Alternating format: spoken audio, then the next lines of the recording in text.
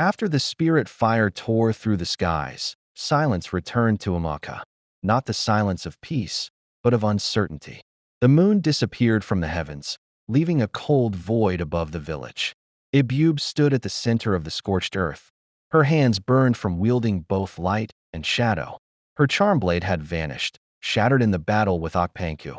But the echoes of the ancestors still lingered in the air, whispering their approval and their warnings. Mama Nena emerged from her hut, aged by the spirit fire, but alive. "You have broken the curse," she whispered. "But you've also broken the gate that kept worse things out." Ebube looked toward the forest. Dark vines now moved like living things. Birds no longer chirped. Insects no longer buzzed. Even the trees had grown still. From the ashes, a new darkness was forming, not a monster, but a throne. It was the throne of shadows, born from ancestral guilt, abandoned faith, and centuries of forgotten gods. And it called out to Ebube. The villagers, half possessed and half aware, began to build around the throne without knowing why. They stacked bones and black stones, muttering the names of spirits long erased from memory. Ebube knew. The war was not over, it was only beginning. That night, she dreamed of Adaoma. Adaoma stood in a field of floating skulls, her eyes weeping. "Fire. The throne will choose a queen," she warned. "But it is not a gift, it is a burden." Ebube asked, "How do I destroy it?" Adaoma faded into dust. Only one word remained in the air: descent. Ebube woke and knew what she had to do. She must descend into the well of forgotten names beneath the village. It was a cursed place, sealed since the time of the first betrayal. Mama Nina gave her a talisman carved from moonstone. "This will burn in the presence of false truth."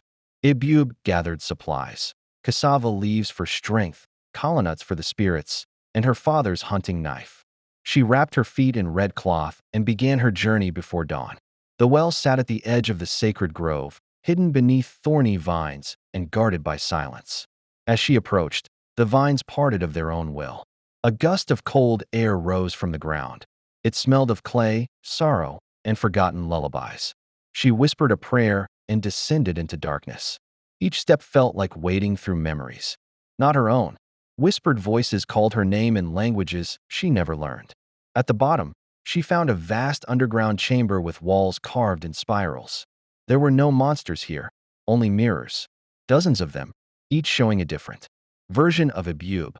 Coward, killer, queen, savior. To ascend, the walls whispered, "You must choose which version of yourself to become." She touched the mirror showing her with black wings, ruling from the throne of shadows. It shattered. Then the others shattered too, until only the real Ebube remained. Behind the broken glass, a new path opened, leading to the throne's root.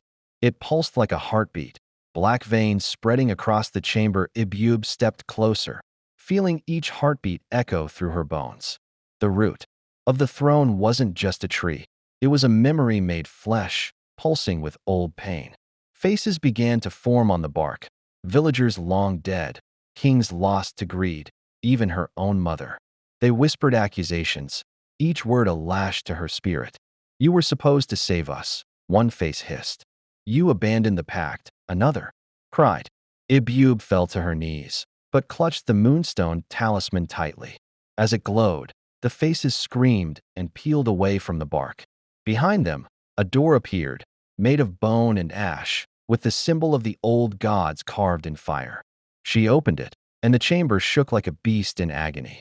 Beyond the door, she found a circular pit filled with black water. Floating in the center was a staff, twisted like lightning, wrapped in silver cords. It was Aswanu, the staff of balance, lost to legend. Ebube knew that whoever held the staff could reshape the throne's power, for good or evil. As she stepped into the water, shadows wrapped around her ankles. She fought them off with the talisman, each spark burning the shadow into ash. Reaching the staff, she grasped it, and a scream erupted from the throne above. A new monster had awakened, one born not of the forest, but of her own doubt. It was tall, featureless, and moved like smoke wrapped in chains. It had no eyes, but it saw everything. It called itself Yubochi, the shadow of regret. "You wear courage like a mask," it whispered, "but inside, you are afraid." Ebube raised the staff, and the chamber glowed with silver light. Then I will fight with my fear, she declared. Ubochi lunged forward, its chains dragging screams behind it. The battle was not one of muscle, but memory. Every strike from Ubochi brought back a moment she wished she could forget. The time she ran instead of helping. The time she wished the gods would just take someone else. But with each memory, the staff glowed brighter. Until finally, she drove it into the monster's chest, and it exploded into 1,000 sparks. She collapsed, panting, as the underground well began to crumble. Rocks fell, and water surged as if the earth itself wept.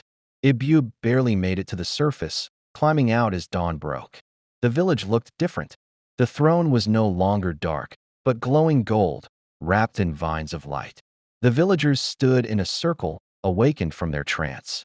But their eyes now bore silver streaks, like those of the ancient seers. Mama Nina knelt before Ebube, tears in her eyes. You went below and returned whole. That makes you queen not of the throne, but of yourself. Ebube stepped forward, placing the staff upon the throne. The ground shook once more, and the throne cracked open like an egg. Inside was not power, but a seed. A single glowing seed, pulsing with potential. What is it? Ebube asked. Hope, Mama Nina answered. The village agreed to bury the throne and plant the seed in its place. A tree grew within days, its bark etched with the names of all who had fallen. They called it the Tree of Truth. Under its shade, peace returned, but not without memory. The monsters were gone, but scars remained. Children grew up hearing tales of Ebube, the girl who faced the throne. But Ebube herself left the village weeks later. She traveled from village to village, seeking out other cursed places. Wherever she went, she carried the moonstone and her father's knife. She did not seek to be queen. She sought to be useful. In the far north, she faced the windless Jinn. In the east, she calmed the fire twins. In the west, she walked into a river that remembered every soul it drowned and walked out. Her legend grew, but she remained humble. Then one night, the moon returned in full, and she dreamed of Adeoma once more. This time, Adeoma was smiling. The throne is gone, she said, but others will rise. Then I will rise too, Ebube answered. But Adeoma's smile faded. There is one more path you must take, she warned. Beyond the flame hills lies a land where time is wounded. You must go there before the wound becomes a scar. Across the world, Ebube awoke with a start, and her moonstone had cracked. She gathered her things and left before sunrise. On her way out of Amoaka, she passed the Tree of Truth. A single petal floated down and landed in her palm. It was shaped like a heart, but it pulsed with a soft light. She tucked it into her satchel. The journey to the Flame Hills took 7 days. On the 8th, the land itself burned, yet did not consume. Flames stood still, frozen in air like painted fire. Ebube walked through them, untouched. At the heart of the hills, she found a boy with golden eyes, trapped in a cage of laughter. Who are you? She asked. I am the memory of the first betrayal, he answered. And I am waiting for someone brave enough to forgive me. Ebube stared at him, unsure. Then she remembered every monster she had fought. Each one had been a shadow of something long buried. She unlocked the cage. The boy vanished, and a door of flame opened in the air. Ebube stepped through and found herself back in Amoaka, but older. Years had passed in a blink. The Tree of Truth had grown taller than any palm tree. The villagers were waiting. You left as a warrior, Mama Nina, now frail, whispered. You return as a guide. Ebube walked to the center of the village and planted the heart-shaped petal. A flower bloomed instantly, singing a song only the wind could carry. The people wept, not from sorrow, but from peace. Children danced in the rain that followed, golden and sweet. And the story of Ebube became legend, not of power, but of purpose. In time, others would face thrones of their own, but they would carry her name like a shield. Somewhere deep in the earth, the throne of shadows pulsed no more. Its final breath had been a gift, not a curse. And Ebube, the brave girl, became a myth told to comfort the fearful. But she was never truly gone.